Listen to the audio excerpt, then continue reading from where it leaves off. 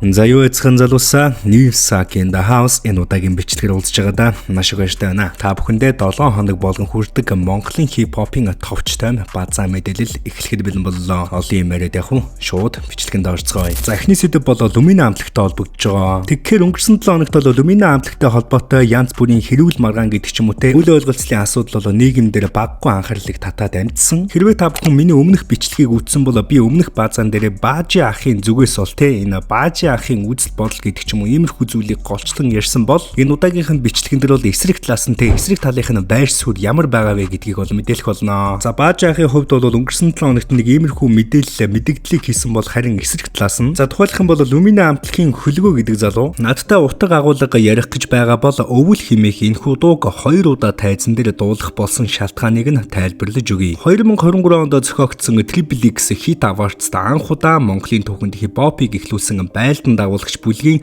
5 хамтлагуудын түүхийг харуулах зорилготойгоор найруулагдсан энэхүү арга хэмжээнд Lumina хамтлаг оролцох боломжгүйгээ хэлсэн юм блэ. Улмаар тоглолтыг зохион байгуулагч Skin Entertainment-ийн захирал Анар Triple X наадмын үүсгэн байгуулагч Халзаанар байхгүй хоосон зайг нь нөхөд ороод өгөөч гэж гуйсны үндсэн дээр дуулах болсон. Энэ арга хэмжээнд дээр харин ч хуучин хамт мөр зэрэгцэн зүтгэж байсан хамтлагийнхаа нэр хүндээг унгаахгүй тулд цаашлаад ийм хил амны асуудал яригдана гэдгийг урьдчилан сануулж хэлж ярилцсны үндсэн дээр Lumina гэсэн нэрэн дор XL Chinzo гэж тайзны нэрээр зарлуулж гарч дуулсан болно. Хоёрдугаарт 90 зууны бахархал Эрдэнэт нэртэй хотын түүхт 50 жилийн ойн хүрээнд зохион байгуулагдсан хандвийн ойн арга хэмжээнд Эрдэнэт хотоос төрөн гарсан хамтлагууд нэгдэж бундан эмчин зүрх мартахгүй төсөлд 50 бяцхан хүүхдийн зүрхийг аврахын төлөө нэгдэж тоглосон тоглолтод Эрдэнэт хотын тоглолт зохион байгуулах комиссийн гишүүд унган хүү Lumina хамтлагийн гишүүн асан чин зөргийнхөн урилгаар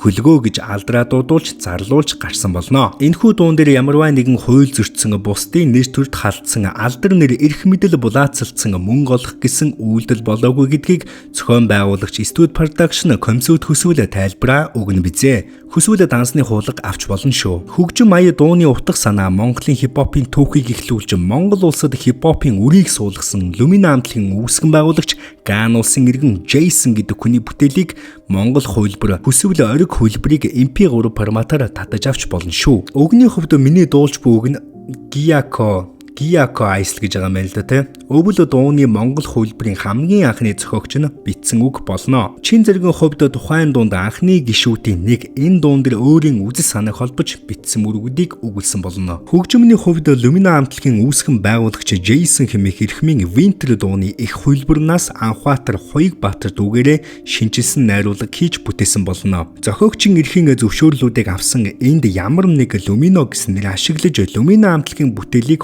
барлаж дуулсан зүйл огт байхгүй болно. Би бүтээсэн түүхтэй хамтлагийнхаа нэр хүндийг шороотой хутгамааргүй байна. Учир нь би Имба гэдэг нөхрийн гуйлтаар анхны Lumina амтлагийг үргэлжлүүлэх үндсэн 4 гишүүний нэг болж ирсэн. Надад Lumina гэсэн нэрийг барьж 26 жилийн өмнө хайж явсан хамтлагийнхаа нэр дээр гарч дуулах хүсэл жалга. Харин ч энэ хамтлагийг өдөө хүртэл авч явсан та гуравт алга ташиж хаа очиж явсан газартаа муулсан нэгний өмнө бамбай болж өмгөөлж ирсэн шүү. Хүмүүжил ёс суртахууны хичнээн ярьсан нэр цохож бусдын нэр төр шашин жүтлэг эрх мэдэлд халдаагүй занл хийлээгүй болно. Ингээд дуусгая. Бүтээсэн түүхийг чинь үгүйсгэж бусдад муухай харагдуулмааргүй, муу хэлүүлмээргүй байна. Яагаад дуулах болсон шалтгаануудыг бичлээ.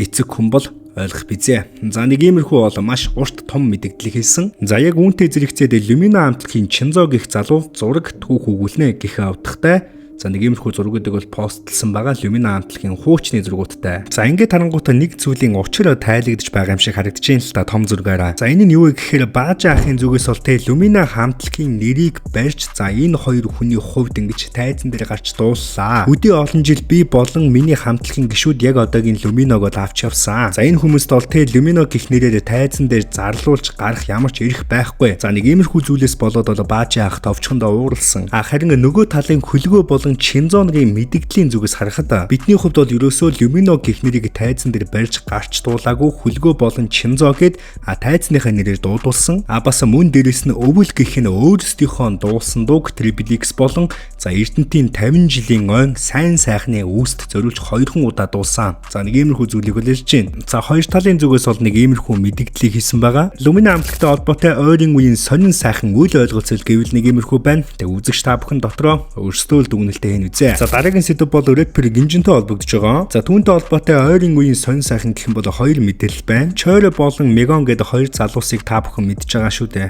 За би бараг 4-тэй гэдэг дуулаад идэг те тэр дуу нь бол үнэхээр хитэн блэ. За эдгээр залуустай рэпер Гинжингийн хувьд бол энэ дууг нь шинчилж дуулсан бичлэгээ бол цацсан байгаа. Тэгээд энэ дууг нь шинжлэхэд ердөө 7 минутын хугацаа зарцуулсан. Рэпер Гинжингийн хувьд бол энэ дуун дээр яг өөрөө саунд инженер болон дууныхаа продюсерыг хийж байгаа харагдчихээн лээ. За тэгээ хэдүүлээ олон юм яриад явах шууд дараах бичлэгийг үзцгээе. Маш сонирхолтой. За энэ дээр чинь суурлаад ерөнхийдөө шууд аяа хийе явч те. Chore яаж юм? Надаа нэг ийм саунд төрлөө. Одоо эн чинь надаа нэг жоохон тийм араб султан мултан тэ чи нөө принцесс гэдэр гэлдэг ч тийм болох тийм араб vibe орж ирээд байхгүй тийм жоохон арабчуу ай хийвэл яаж юм тэ шал битэж бүр шал өөрчлөж шүү чинь тэ. За болчлаа ш энэ дээр хоолгоо тавьж үзэх үү. Би бараг төрөвтэй гэлтэй чиний дэрэгтэй чугаа хүрхтэй батамарын тэрэгтэй.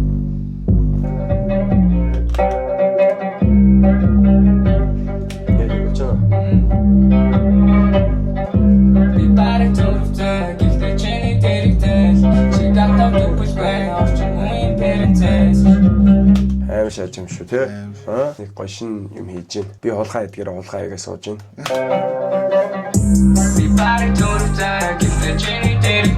Бас нэг өмнөх кач болсон байгаа учраас тэр үгийг ингэ шал өөр аян дээр ингээд сонсох юм бол тэднэрт илүү гоё санагдаж шүү дээ. Тэ? Гэж бодож би уут ийм хийгээд ирсэн чинь тэгээд дуу шинжилж хийгээд өмнөхөө гүцэхгүй байна гэдэг дандаа тийм юм шал өөр дуу хийсэн баг. Тэгээс таадах хэрэгтэй. Өдөр бүр попин шампань талх хөрн миний хэдэг зүйлтэд кампайн. Би swag нэмэд би иги. Ми мөн пакер намаг гин биги. We popin champagne. Би толгонд 2 ивэртэй. Өчигдөр намайг гансан гаруу өнөөдөр намайг гоня. Би хизэж тренд дагагүй би чама трендсеттер. Уг нь бол шуналан бэ гэвч хүмүүжил намайг байлгадаг нэрэлхүү. За тэгээ бит 3 ерөнхийдөө дуугаа хийж дууслаа 7 минутанд. Би бараг төрөвтэй гэхдээ чиний дэрэгтэй чугаа хүрхтэй батамарын тэрэгтэй. Papi champagne. We papi champagne. Батамарын тэрэгтэй. Бараг төрөвтэй бараг яг өгдөөсэй. Мөр хаяа дүрэгтэй.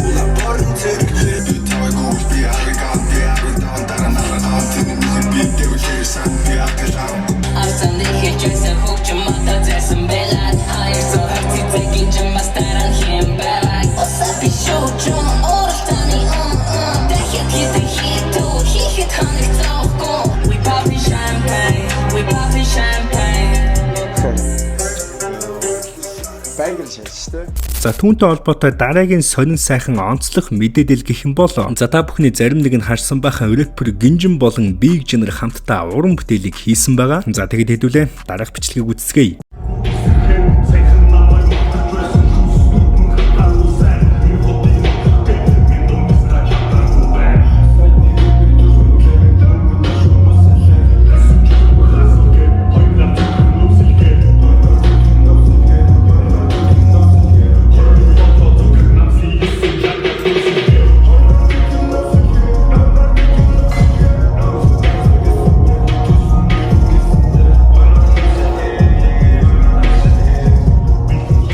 За яг одоогийн байдлаар ойрын үед Монголын попын хамгийн онцлог хамтрал хамгийн их хүлээлттэй дуу бол шууд автоматар энэ дуу болж хуурна. За яагаад гэх юм бол рэпер Гинжин болон Big Jin-ээр хамтдаа хамтарч ийн гэдэг чинь нэлээд том нэрс нэгдүгээрт хамтарч ийн. За хоёрдугаарт энэ дууг юу илүү хүлээлттэй болгож байна вэ гэхлээр Big Jin ахын хувьд бол удаан хугацаанд уран бүтээл хийгээгүй. За энэ уран бүтээлээр бол түүнийг Монголынхон хипхоп урлагтэй за энэ зах зээл дээр одоо comeback хийж гинүү да гэж харж байна. Мэдээж удаан хугацааны турш уран бүтээл хийгээгүй болохоор болохоор энэ дуун дээр үзэгчтэй сонсогчдын хувьд бол хүлээлт асар өндөр байгаа. За миний хувьд бол энэ дууг нь 5-аас 6 удаа сонссон. Тэгээд BG анхын хэсгийг мэдэхгүй бараг л 10 удаа сонссон. За энэ дуун дээр бол цаа чин үнэхээр ууртай байл шүү. Та хэдэд нэг хийн төг гэх юм бол BG анх өмнө нь өөртөө нь асуудалтай байсан нэгэн рэперт нэрийг нь зохиж байгаад хэдэн мөрийг зориулсан байна лээ. За тэгэл бусдыг нь бол уран бүтээл яг цацагтахаар сонсчихгүй дөө. Одоо угаасаа клипний ажил нь дууссан юм чин нэг хэд хоногос цацагчнаа. Нөв сэлгээ хэмээх энэ дуу бол рэпер Гинжингийн 5 сарын 37-нд 100-100 тоглолтыг илүү халуухан, илүү амттай болгож өгч байна. Үзэгч та бүхэн энэ жилийн 100-100 шоу тоглолтын тасалбарыг Shopee цэгийн олон Portal цэгийн JS25 болон CU-гийн бүх салбараас худалдаа авах боломжтой. Тасалбарын үнийн хувьд энгийн тасалбар 77,700, Fan Zone 220,000,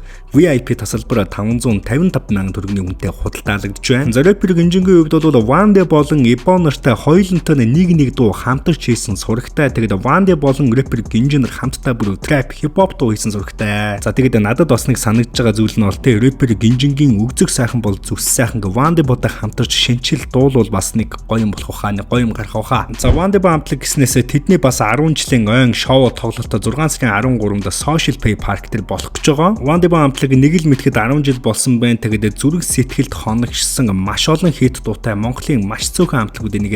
Тус тоглолтын тасалбар бол мөн л адилхан Shopee цэгийн болон Portal цэгийн JS25 болон CU-гийн бүх салбараар худалдаалагдж байгаа. За тасалбарын үнийн хувьд бол энгийн тасалбар 89,000 төгрөг, Fan Zone 160,000, VIP тасалбар 500,000 төгрөг гэж байгаа. За тасалбарын төрөл дээр бол хосын тасалбар гэдэг зүйл байгаа. Тэгээд одоогийн байдлаар хямдралтай 150,000 төгрөгөөр 2 тасалбар худалдаа авах боломжтой байгаа юм байна. Wande Amplic-ийн хувьд бол өөрсдийнхөө 10 жилийн ойн тоглолтоор 50-аас 60 дуу дуулна гэдэг иймэрхүү шоу мэдээлэл яваад байгаа. Вау. За тэгээд олон юм яриад явах уу? 100-100 тоглолтоор эхлүүлээд Wande Amplic-аар үргэлжлүүлцгээе. MLB сонирхдаг хүмүүс надаас айгүй их код асууж исэн. Тэр хүмүүстэй зориулж хэлэхэд Newsack кодоор эхний цэнгэлэлттэй 150% урамшуулж байгаа шүү. Өнөөдрийн бичлэгний хамгийн сүүлийн сэдв Guys хамтлагийн Hip Hop ундралтай холбогдож байгаа. За та бүхэн мэдж байгаа шүү дээ. Түүний хувьд бол рэпер 113-тай холбоотой тэр асуудал төр бол нэлээд сериусли нэлээд ач холбогдол өгч хайрцаж исэн. Харин өнгөрсөн 7 хоногт түүний энэ бичлэг нь бол маш олон хүмүүсийн анхаарлыг татсан. Тэгээд хүүхдээ тэврээд явж байхдаа нэгэн том мэдээлэл хийсэн. Хэдүүлээ дараах бичлэгийг үзцгээе. Аавын ханхөө аав нь өнөөдрөөс энэ нийгэмд маань өөрийнхөө үзэл бодлого хэлийг мөн дээрээс нь та нарын дуртай доонуудыг буруу үг хэллэг өнцгөөс бүртгэлж байгаа хтай яг өөрийнх нь үзэл бодол үг хэллэгээр нь DC хийх гэж байгаа. Аавтай амжилт хүсээрэй за. Хайртай шүү. Хайртай. За тэрээр бол рэпер 113 руу дис дуу хийн гэдгээ өөрийнхөө хүүхдэд бол мэдгдсэн байгаа. За түүний энэ албан ёсны мэдээлэл бол үзэгч сонсогчтой нийгмийн анхаарлыг бол маш их татаад байгаа. Харин эсрэг талаас нь бол рэпер 113-ийн хувьд бол ямар нэгэн байдлаар тэ хариу мэдээлэлчээд юм уу иймэрхүү зүйл стори бол огт юу ч хийгээгүй. Guys хамтлагийн Батундралын зүгээс бол дис дуу гарлаач гэсэн ямар нэгэн байдлаар рэпер 113-ыг бол тэ хариу дис дуу барайл нэг иймэрхүү юм болно гэж юусоо бодохгүй байна. Харин түүнд зориулсан үгээ рэпер 113 өнгөрсөн 7 хоногт лайв хийгээд за нэг иймэрхүү мэдээллийг хийчихсэн шүү дээ. Тэр бид ч тэгтээ үзээгүй л дээ тэр бичлэг мэтлэгийн тэр Guys хамтлагийн нэг хоёр бачка-мачкаас тийм юм яг писта тэр үеийн чинь л писта тэр Чингисийн суудал муудал юу хийвлээ писта яг энэ дээрлэлтийг чинь хамгийн их хийжсэн хүмүүс шүү дээ. Тэгснэ Что энэс болоод хүүхдүүд дээрлүүлэх гэдэг байгаа юм хайшаа над бацаанууд юутэй байгаараа маагаар чигшиг песта надад тийм ах байтгаа нохооч байхгүй песта яасан гэж юу нийтнэр ах болох гээд одоо төрүүлж төрсөн болохоор ах болт юм уу төрүүл дуу хийсэн болохоор ах болт юм уу мэдгүй ч песта Тэмстэй. За ямар ч ч Guys хамтлагийн Батундралын дис дуу гартал энэ сэдв бол тэ хот сенсацаар бол яхааргүй нэрлэгдэж байгаа. За яг ямар хуу дис дуу гарах нь хэр чанартай дис дуу гарах нь тэ хамгийн гол нь ямар үгнүүдийг сонгох нь за энэ бүхэн бол сонсогчдын анхаарлыг маш өндрөөр татж байгаа. Ямар ч ч Монголын попын ойрын үеийн биф гэх мэт за энэ зүйл нь бүр дис дуугаар үргэлжлэх нь бол тодорхой болчихлоо. Мэдээж яг юу болох нь бүх зүйлийг цаг хугацаа харуулна. Энэ удаагийн бичлэг маань үүгээр өндөрлөж байна. Subscribe дараагүй бол subscribe дарахаа бүү мартаарай. Сакаут төр баяртай үзэгчтэй.